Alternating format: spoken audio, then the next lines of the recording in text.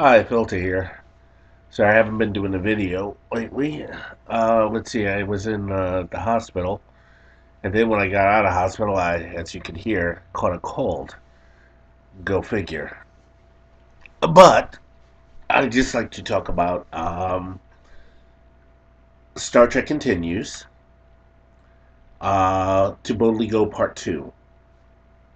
Now, I watched this, and I can tell you one thing.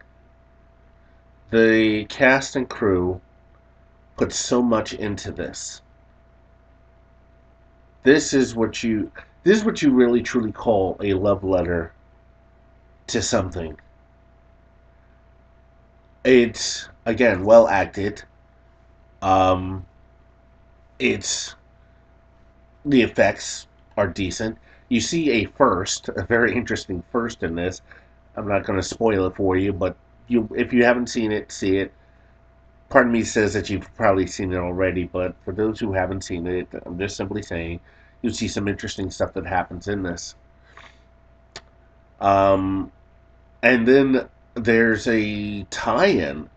There's a tie-in, believe it or not, in something that probably most of you maybe not have noticed in this episode, but it's with the music.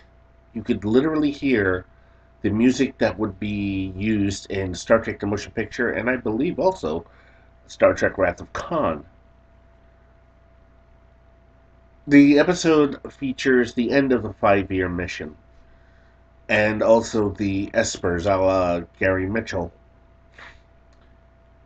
And also, you see the change in uniforms from what we see in Star Trek: The Motion Picture. Again, this this series, I think, is the greatest love letter to Star Trek I've ever seen. Um, it far surpasses. It far surpasses Star Trek Discovery. Although there is a slight reference to Star Trek Discovery in this episode. You see it at Admiral Nagura's shelf. Let's just say, just keep an eye on it. But again, I don't really consider Star Trek Discovery canon. I'm sorry, I have a hard time accepting that as canon. Oh boy, like I said, this cold's really kicking my behind. I gotta get some Nyquil. You know, big N, small Y, big freaking Q. Thank you, Dennis Leary. Uh, Again, it's well acted all around. Todd Haberkorn's Spock is really good. At first, I didn't really like him because he just didn't fit the whole uh, Spock vibe. At least that was my opinion. But the fact that he kind of grows on you, it helps. Then you have oh jeez, Kipley Brown, who does a very good performance as a crew member. The character of McKenna, Dr. McKenna, um, well acted. Oh, and Nicola Bryant from Doctor Who. She played Purple Gilliam Brown. If you didn't know that, she delivers a relatively decent performance, as does the actress who plays Chaharbanax, the Romulan commander, the one that Spock kind of had a sort of, you know, for. Uh, let's see. And of course, Big Mignog. I'm butchering his name. Vic. I'm just gonna call him Vic, who channels William Shatner like they ain't no tomorrow, only without the real staccato. And let's see. Oh, to get back to it. Sorry, I'm drifting off here. Like I said, this thing is well acted. And again, it ties up some loose ends to what we would see in motion picture.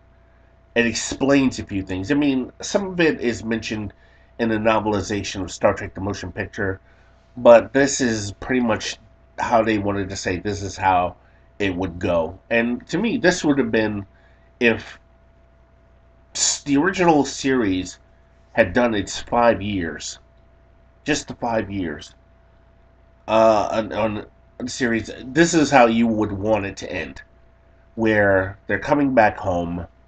It's almost bittersweet considering we find out that they are the last constitution of the original 12 that was sent out. They are the last, the only ones to make it back alive. Oh, the powers of the Espers in this episode, it just is just really amazing, and you can tell how it just builds and builds and builds. Um, I hope I'm not missing anything here. Like I said, the acting. If you haven't seen it, watch it. The acting is damn good. The effects are damn good. I'm sorry, like I said, this cold is really kicking my behind. That's all I gotta really say. Look, um, this Star Trek continues.